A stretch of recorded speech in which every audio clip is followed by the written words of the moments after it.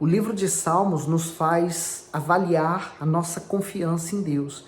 Nós vemos como que aqueles que escreveram Salmos tinham a sua confiança, porque eles retratam um pouco dos problemas que eles estavam vivendo, mas eles sempre terminam o Salmo falando sobre a sua confiança em Deus. Hoje o Salmo 25, e ele diz: a ti, Senhor, levanto a minha alma. Deus meu, em ti confio, não me deixes confundido, nem que os meus inimigos triunfem sobre mim. É certo que nós somos uma alma que possuímos um corpo, porque quando morremos, esse corpo que nós possuímos vai voltar ao pó da terra. Mas a alma não. Ela tem um destino eterno. Ou a eternidade com Deus, ou a eternidade no lago de fogo e enxofre. E essa escolha não é feita após nós morrermos. Ela é feita enquanto estamos vivos. Tem muita gente que ignora, cuida muito bem do corpo, mas ignora os cuidados com a alma. E o cuidado da alma exige, por exemplo, a sua dedicação à palavra de Deus, ir a uma igreja, frequentar o culto, principalmente os que você vai ter o estudo da Bíblia, o Espírito Santo, buscar a presença de Deus. Então, isso tudo é importante. Aí o 3 diz: na verdade, não serão confundidos os que esperam em ti. Confundidos serão os que transgridem sem causa. O comentário do bispo diz: não serão confundidos. Como guerreiro, Davi conhecia bem o impacto de fracassar em uma batalha e de ser envergonhado pelos inimigos. No entanto, ele cria que aqueles que vivem a fé e ficam na total dependência do Altíssimo não correm um risco de sofrer decepção e vergonha, pois o Senhor protege e honra os seus filhos. Então, confundido também pode ser traduzido como envergonhados. Então, nós nunca seremos envergonhados. Por mais que uma situação possa parecer que é o fim da linha daquela pessoa, na verdade, Deus está trabalhando também. Por exemplo, Daniel. Ele havia perdido a batalha quando foi lançado na cova dos leões. Mas ali começou um testemunho. Aos olhos dos inimigos haviam vencido a guerra quando lançaram ele lá. Mas ali, Deus o livrou e os seus inimigos é que caíram naquela cova. No 4, faze-me saber os teus caminhos, Senhor. Ensina-me as tuas veredas. Guia-me nas tuas verdades e ensina-me, pois tu és o Deus da minha salvação. Por ti estou esperando todo dia. Lembra-te, Senhor, das tuas misericórdias e das tuas benignidades, pois são desde a eternidade. Não te lembres dos pecados da minha mocidade, nem das minhas transgressões, mas segundo a tua misericórdia, lembra-te de mim, por tua bondade, Senhor. Então, ele com certeza já estava numa idade mais avançada, porque ele fala dos pecados da mocidade. Então, o passado, Às vezes o passado, ele continua muito presente na vida de cada pessoa. E enquanto você não enterrar esse passado, ele vai continuar assombrando você. O passado não tem que assombrar você tem que resolvê-lo. E você resolve principalmente aqui, na sua cabeça.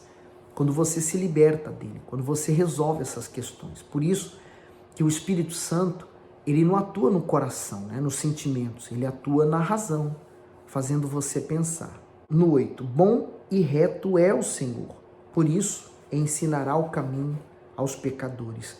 E é verdade, quando nós meditamos na palavra de Deus, ela nos mostra, ela nos revela onde nós estamos falhando, onde nós estamos errando.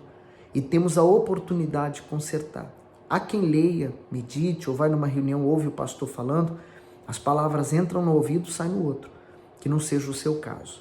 O 9, guiará os mansos em justiça, e os mansos ensinará o seu caminho. Quando ele diz manso, é a pessoa que obedece, é o obediente. É a pessoa que, ao ouvir a palavra de Deus, ela se submete a ela. São os mansos. O comentário do bispo: os mansos são aqueles que se deixam ensinar e conduzir pelo Senhor.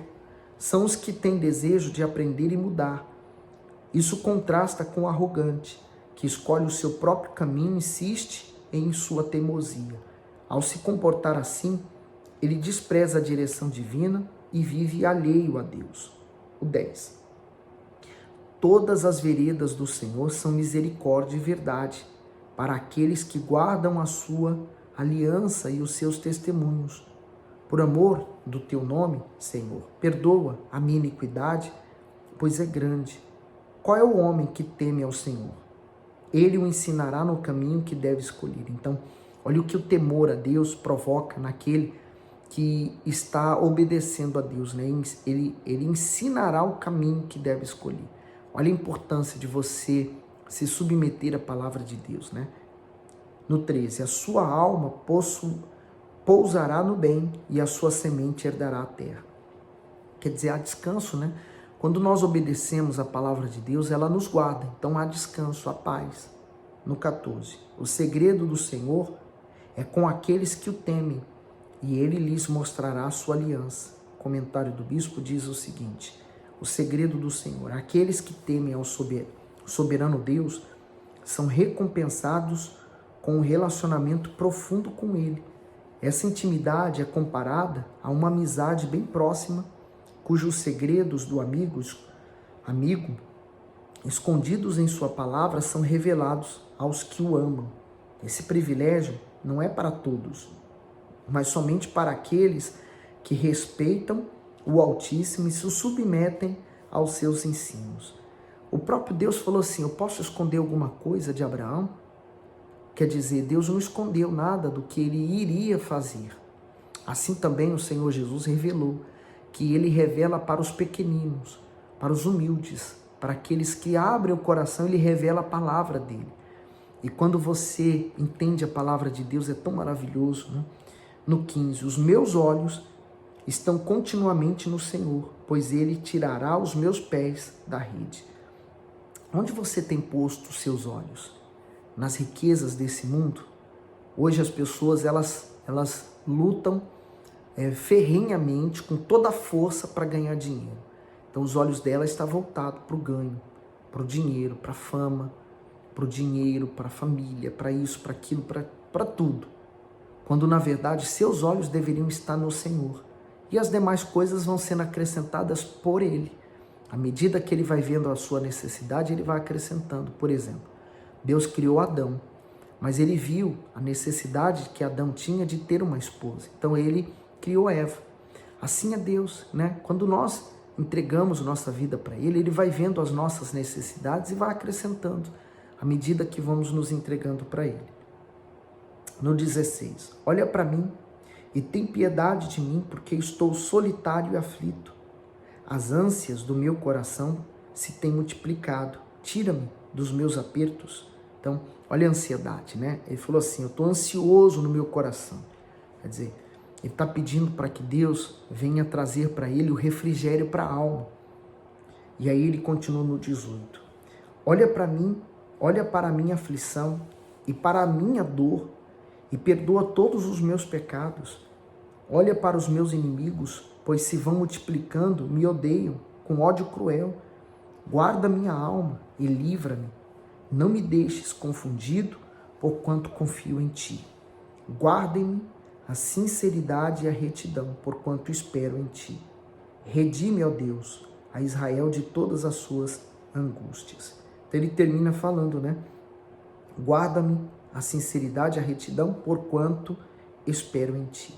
Para quem estava muito ansioso por algo que ele queria, estava buscando, agora ele está revelando que confia em Deus.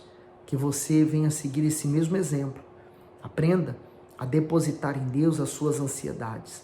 Sempre vamos ter, porque nós vivemos num mundo competitivo, em que as nossas necessidades, às vezes, são grandes também, mas quando nós participamos de Deus na nossa vida, Ele vai sempre garantir o melhor. Como no Salmo 23 que nós lemos, né?